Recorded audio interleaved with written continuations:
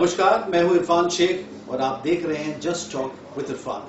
आज हमारे साथ वरिष्ठ बीजेपी के नेता हैं डॉक्टर विजय जॉली साहब। विजय जी बहुत ही इंटरेस्टिंग है और सबसे बड़ी बात, युवा जो व्यूअर्स है उनके लिए मैं ये बताना चाहूंगा कि ये one of the tallest leader के साथ काम कर चुके हैं। जी हाँ, मैं अटल बिहारी वाजपेयी जी की बात कर रहा हूँ। Your first reaction, Atal ji से जब आप मिले तो आपका पहला रिएक्शन क्या? मैं 1977 में अटल बिहारी वाजपेयी जी से दौलत राम कॉलेज में मिला and I was student of Shriram college of commerce, one of the colleges of the Delhi university, जिसमें केवल और केवल टॉपर्स पढ़ते हैं। अटल जी का भाषण सुनने के बाद 1977 से लेकर अनेक वर्षों तक उनकी बोली का, उनके स्टाइल का और उनकी पेशेंस का मैं मुरीद हो गया। And I became an ardent follower of the former prime minister mister Atal Bihari Vajpayee, leader of the opposition Atal Bihari Vajpayee, Bharatiya Janata party के पहले अध्यक्ष 1980 में जो बने, उस अटल बिहारी वाजपेयी जी का, जिनको लोगों को हंसाना भी आता था, रुलाना भी आता था, इमोशनल करना भी आता था और अपनी बात आपके दिल में बिठाना भी आता था। विजय जी, क्या आज की तारीख में अटल जी जैसा कोई नेता है? देखिए, किसी भी नेता को उसके समय के अनुरूप आंका जाता है। एक समय मुझे याद है, मैं दिल्ली यूनिवर्सिटी स्टूडेंट्स यूनियन का ऑफिस बेरर था। बरेली के अंदर चुनावों की एक जनसभा के अंदर ऑपोजिशन के कैंडिडेट जो बीजेपी की तरफ से थे, उनके समर्थन में गया था। Begum Abida Ahmed former president of India की बीवी के नाते और कांग्रेस की कैंडिडेट के नाते चुनाव लड़ रही थी। श्रीमती इंदिरा गांधी आई, 2.5 घंटे लेट आई, हाथ हिलाया और 15 मिनट में चली गई। हम 15 दिन कैंपेन करते रहे बेगम साहिबा के खिलाफ एंड बेगम साहिबा one with the record margin. मेरा ये कहने का भाव ये है, हर समय के अनुरूप हर प्रधानमंत्री, हर देश का नेता सुप्रीम होता है।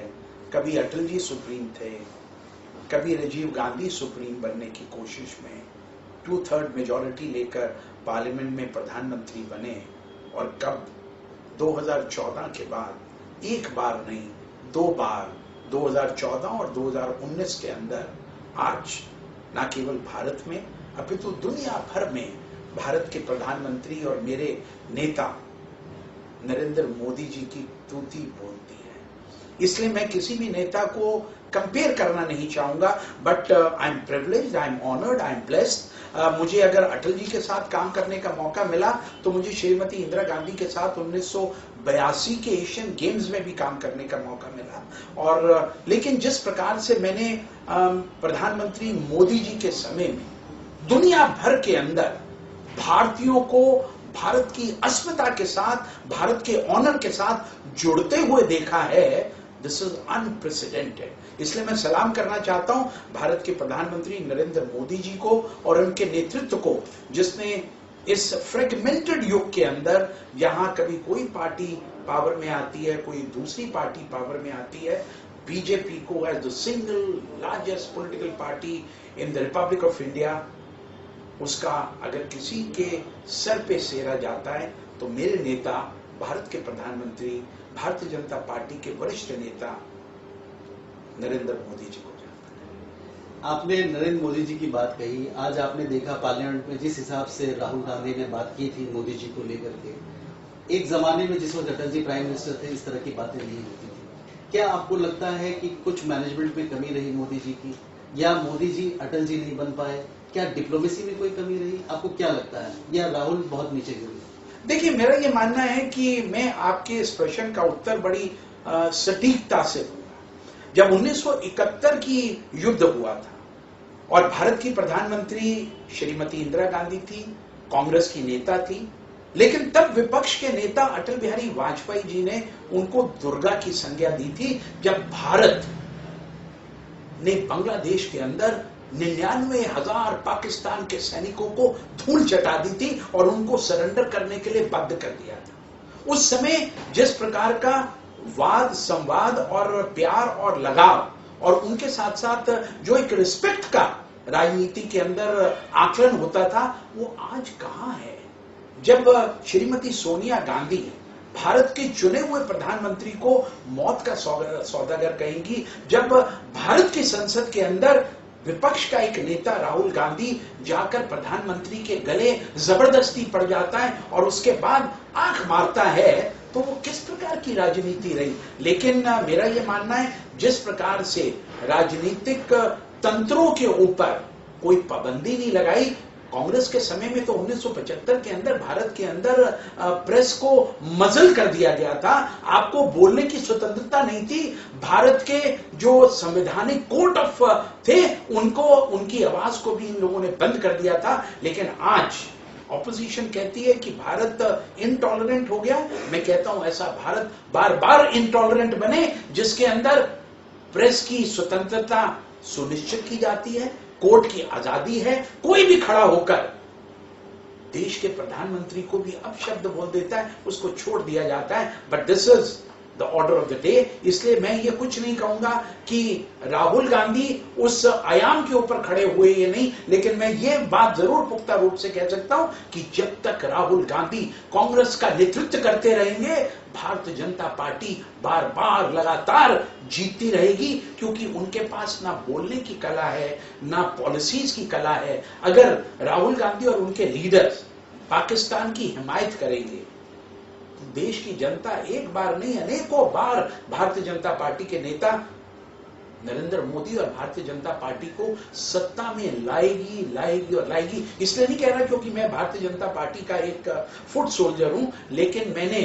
अनेक आयामों को 1977 के बाद से लेकर 2020 तक देखा। विजय जी, वुमेन सिक्योरिटी को लेकर के बड़ा मसला रहा है। ऑलमोस्ट ये गवर्नमेंट के फिगर्स है कि 96 रेप्स पर डे हो रहे हैं, और मोदी जी अक्सर ये कहते रहे कि बेटी बचाओ बेटी पढ़ाओ। आपको क्या लगता है कि कहां पे कमजोरी रही है? क्या मैकेनिज्म में कुछ गड़बड़ी है, एडमिनिस्ट्रेशन चुस्त नहीं है, या जो लोग क्राइम करते हैं वो पुलिस से जुड़े हुए हैं या पॉलिटिक्स से जुड़े हुए हैं, उनको किसी चीज का डर नहीं है? क्या लगता है, व्हाट इज मिसिंग? देखिए, मुझे ये लगता है कि इस पूरे विषय के ऊपर हमें बैक टू अर्थमेटिक्स करना पड़ेगा। सभी राजनीतिक दल, चाहे मेरी पार्टी हो, चाहे कांग्रेस पार्टी हो, चाहे कम्युनिस्ट पार्टी हो, चाहे साम्यवादी दल हो, चाहे समाजवादी पार्टी हो, चाहे बहुजन समाज पार्टी हो, सभी महिला उत्पीड़न के विरोध में अपनी आवाज उठाते हैं। लेकिन जब तक भारत की शिक्षा नीति के अंदर पहला पाठ पढ़ने वाले बच्चे को यह नहीं सिखाया जाएगा कि तुम्हारी मां के अलावा जो भी महिला होगी उसको तुमने अपने बहन के रूप में देखना है, अपनी सहपाठी के रूप में देखना है, अपने को ऑनर देने वाली उस दुर्गा के रूप में देखना है, तब तक ऐसे चीजों की पुनरावृत्तियां होती रहेंगी।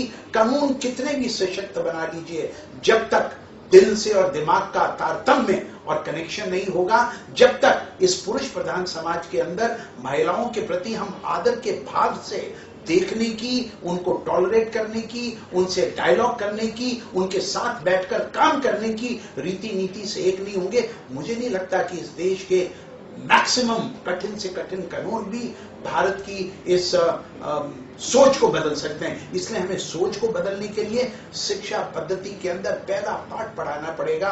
We have to respect our women folks. मेरे घर में मैं अपनी सास के साथ पिछले 38 साल से काम कर रहा हूं। जब मेरी बीवी मेरे साथ चलती है, मुझे कॉन्फिडेंस का भाव होता है। जब मेरी सास मेरे साथ बिजनेस करती है, सिंस मैंने बिजनेस से कमाया है, पॉलिटिक्स पे लगाया है, लेकिन मुझे दम मिलता है अपने साथ, महिलाओं के साथ, अपनी सहयोगियों के साथ, अपनी मित्रों के साथ। लेकिन इस कुंठाग्रस्त समाज के अंदर महिलाओं को अगर उपभोग की वस्तु समझा जाएगा, उनके ऊपर टीका टिप्पणी की जाएगी, तो इस प्रकार के प्रकरणों का भारत में होना लाजमी है। कोई प्रधानमंत्री बने, किसी का शासन रहे, अगर शिक्षा के अंदर पहला पाठ लड़के को नहीं सिखाया जाएगा, you have to respect your women folks, मुझे नहीं लगता हम इस देश के अंदर नहीं कुछ तो कर सकते। आपको ऐसा नहीं लगता है अभी जो रिसेंट केस हुआ था, रिया का हो, चाहे कंगना रनौत को हो या पायल घोष का हो, उनको जलील नहीं किया गया मीडिया द्वारा बार बार दिखा करके? देखिए, मेरा यह मानना है कि मीडिया क्या करता है और क्या नहीं करता, ये मीडिया के विवेक पे हम छोड़ देते हैं, बिकॉज मैंने शुरू में कहा कि India is a free society. यहाँ पर प्रेस की स्वतंत्रता, प्रेस की अभिव्यक्ति, कोई किसी के ऊपर कुछ भी कह दे माफ कर दिया जाता है on the issue of media. लेकिन मेरा ये मानना है कहीं ना कहीं महिलाओं के उत्पीड़न के अंदर जिस प्रकार का चित्रण सिनेमा के माध्यम से, मीडिया के माध्यम से महिलाओं का जो चित्रण किया जाता है, उसमें हमें कुछ ना कुछ सोच दोबारा से पुनर्स्थापित करनी पड़ेगी। क्या मीडिया को कोई लगाम लगाने की जरूरत नहीं है? देखिए, मीडिया तो औरों पे लगाम लगाता है। अगर आपने मीडिया पे लगाम लगा दी तो मुझे लगता है कि 1975 के दौर की तरफ आप मुड़ जाएंगे, जिसके अंदर देश का राज्य करने वाला तंत्र अगर मीडिया की स्वतंत्रता की अभिव्यक्ति के ऊपर कहीं कुठाराघात करेगा तो जो चीजें आज उभर के आ रही हैं, कल को कोई उभारने की कोशिश नहीं करेगा। कोई भी लड़की अपने अधिकारों के लिए जो आज बुलंदी से दिल्ली की सड़कों पे, चाहे मुंबई की सड़कों पे, चाहे यूपी के अंदर जो अभी हाथरस का दुर्घटनापूर्ण केस हुआ, मैं तो उसको दुर्भाग्यपूर्ण कहूंगा, मैं उसके ऊपर शर्मिंदा हूं। लेकिन जिस प्रकार की पब्लिसिटी दुनिया भर में होती है, इंडिया इतना रेपिस्ट कंट्री नहीं है। आप रेपिस्ट हैं, ना मैं रेपिस्ट हूं, ना ये समाज रेपिस्ट है। इसकी सोच को बदलने की जरूरत ये जरूर है। अब वो जरूरत को हम किस प्रकार से नाक को आगे से पकड़ेंगे या कान को पीछे से पकड़ेंगे, there is a urgent need to go into the genesis of the soul problem. Vijay ji, आज की तारीख में यूथ बहुत परेशान है। There is no job, industry बिल्कुल गिर रहा है, बहुत सारे शटडाउन हो गए, चाहे वो रियल एस्टेट हो, आपका मैन्युफैक्चरिंग सेक्टर हो, सर्विस सेक्टर हो, hotel industry, because of the Covid pandemic and all. पहले नोटबंदी, फिर जीएसटी, फिर आपका ये लॉकडाउन। आपको क्या लगता है एट प्रेजेंट क्या उभर पाएगा, कितना टाइम लगेगा? देखिए, भारत एक रिसर्जेंट इकोनॉमी है, ये मैं बहुत सालों से सुनता आ रहा हूं। नौजवानों के अंदर अराजकता है। मैं भी नौजवान रहा, मैं दिल्ली यूनिवर्सिटी स्टूडेंट्स यूनियन का चुना हुआ प्रेसिडेंट बना, जनरल सेक्रेटरी बना, स्टूडेंट लीडर रहा। दिल्ली के अंदर मैं इलेक्टेड लॉ मेकर, एमएलए रहा। मैं बीजेपी का दुनिया भर के अंदर विदेश विभाग का प्रमुख रहा। मैंने अनेक आयामों से और देश के अनेक मौसमों से मैं रूबरू हुआ हूं। ये चीजें तो होती रहेंगी। देश का नौजवान अपना रास्ता ढूंढ पाने में सक्षम है। सरकारी नौकरियां जितनी हैं, उनके अलावा जिन जिन पदों के ऊपर, जिन जिन कामों के अंदर, जिन जिन इनोवेशंस के अंदर अपनी बुद्धिमत्ता के साथ, अपनी शिक्षा नीति के नाते वो जिस प्रकार से आगे बढ़ रहा है, मुझे नहीं लगता कि इंडिया की इकोनॉमी को और वाइब्रेंट होने में और डेवलप्ड होने में कोई रोक सकता है। मैं तो आपको ये जरूर बताऊंगा, जब मैं पहले दुनिया का दौरा किया करता था और जब मैं अपना पासपोर्ट इमिग्रेशन ऑफिसर्स को देता था तो वो पूछते थे, are you from India? The moment मैं कहता था हाँ मैं इंडिया से हूं, वो नाक और मुंह सिकोड़ते थे। अब मैं जब जाता हूं और वो पूछते हैं, where are you? From India. Oh, you are from developing India, you are from Modi's India. तो ये एक जो बदलाव आया है सोच के अंदर, क्रेडिट दे रहे हैं आप इसके? मैं इसके लिए क्रेडिट दूंगा देश के उस नेतृत्व को, जो नेतृत्व देश के सभी वर्गों को साथ लेकर चलता है। जब 2014 में भारतीय जनता पार्टी पावर में नहीं आई थी तो भारतीय जनता पार्टी को इस प्रकार का हवा दिखाया गया था, अगर ये सत्ता में आ गए तो मुसलमानों को भारत में रहने नहीं देंगे, क्रिश्चियंस को रहने नहीं देंगे, मिनोरिटीज को रहने नहीं देंगे। लेकिन मैं आज बता सकता हूं, भारत के अंदर 14 करोड़ मुसलमान, जो भारत की जनसंख्या का 14.2% है, आजादी के साथ रहता है, अपना सिर ऊपर उठा के रहता है। ये हो सकता है कि उनको वोट बैंक के रूप में कांग्रेस के मेरे मित्रों ने, कांग्रेस के सहयोगियों ने और देश के नेताओं ने समय समय के ऊपर शिक्षा से वंचित रखा हो, उनको आगे बढ़ने से वंचित रखा हो। लेकिन ये भारत देश ही है जहां पर फखरुद्दीन अली अहमद हमारे राष्ट्रपति बने,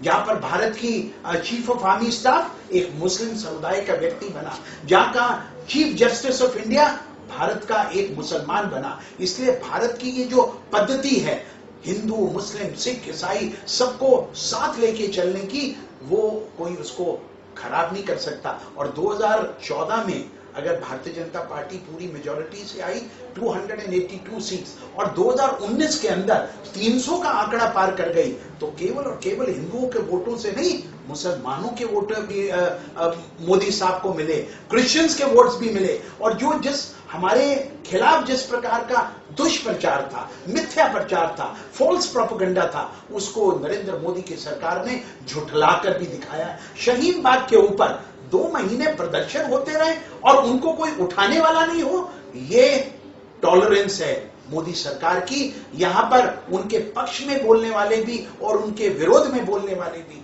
दोनों को प्रखरता दी जाएगी, उनको अपनी बात कहने का अधिकार दिया जाएगा। इसलिए मैं ये मान के चलता हूं कि भारत के प्रधानमंत्री और भारत नरेंद्र मोदी के राज के अंदर सशक्त हैं, एकजुट हैं और पहले से और मजबूत है। इसीलिए आज इस्लामिक कंट्रीज के अंदर भी भारत का डंका बोलता है। अगर डंका नहीं बोलता तो यूनाइटेड अरब एमिरेट्स, जो कि यूएई के वहां के मुखिया ने भारत के प्रधानमंत्री नरेंद्र मोदी को ऑर्डर ऑफ जाहिद अगस्त 2019 में देकर सम्मानित किया। एक मुस्लिम देश का प्रणेता भारत के हिंदू नेता कहलाने वाले नरेंद्र मोदी का आदर करें, यह भारत की अस्मिता, भारत की एकता और भारत की सब धर्मों के लोगों को साथ लेकर चलने की प्रतिबद्धता के नाते प्रधानमंत्री नरेंद्र मोदी के गले में ये जो हार पड़े हैं, ये ऑनर पड़ा है, ये हर एक भारतीय के गले में पड़ा है। लेकिन विजय जी, आपका जादू दिल्ली में क्यों नहीं चल पाया? हो सकता है कि हमारी कुछ कमियां रही। मैं अपनी कमियों से अपने आप को बांटना नहीं चाहूंगा। हमारी सोच में, हमारी अप्रोच में मैं लीडरशिप की कमी तो नहीं कहूंगा, लेकिन शायद हम दिल्ली की जनता के मन में इस बात का विश्वास नहीं बैठा पाए कि we can rule the capital with iron fist. शायद उस पाठ को बढ़ाने में अरविंद केजरीवाल जी सफल रहे। उनके लुभावने वादे दिल्ली की जनता के दिलों में उतर गए। कौन नहीं चाहता उसके घर का बिजली का बिल हाफ हो जाए? कौन नहीं चाहता उसके घर में पीने का पानी मुफ्त आ जाए? कौन नहीं चाहता बसेस के अंदर चढ़े और उतरे और बिना टिकट के उतरे? लेकिन उनकी लुभावने वादों ने दिल्ली की जनता को लुभाया है। मुझे अपेक्षा है मेरी पार्टी के दिल्ली के नेता भी उसके ऊपर पुनर्विचार करेंगे। पहले हम 21 साल तक बाहर थे और 5 साल हम पिछड़ गए।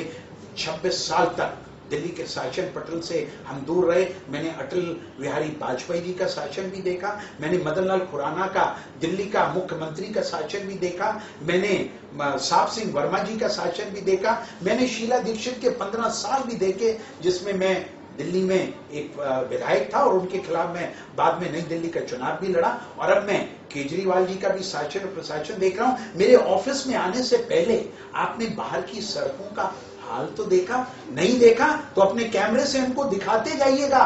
3 बार से संगम विहार और देवली के विधायक आम आदमी पार्टी के हों, सड़की टूटी फूटी हो, पीने के पानी का अभाव हो और थोड़ी सी बारिश के बाद यहाँ के गरीब लोगों को पानी में से गुजरना पड़ता हो। लानत ऐसी सरकार को जो झूठे वादे कर कर, झूठे ड्रीम्स बेचकर सत्ता में आई हो। वो कब तक चलेगी इसका मुझे इंतजार है, जनता के उत्तर का इंतजार है। लेकिन आपकी कैमरा टीम ने अगर मेरे इस इंटरव्यू के अंदर ये मंगल बाजार के बाहर की रोड, जो संगम विहार, जो दिल्ली की सबसे बड़ी अनधिकृत बस्ती है, पिछड़ी हुई बस्ती है, गरीबों की बस्ती है, काम करने वालों की बस्ती है, अगर उनका दुखड़ा नहीं दिखाया तो मुझे लगेगा आपने मेरे साथ और मेरे इस इंटरव्यू के साथ और यहाँ की जनता के साथ भी अन्याय किया होगा।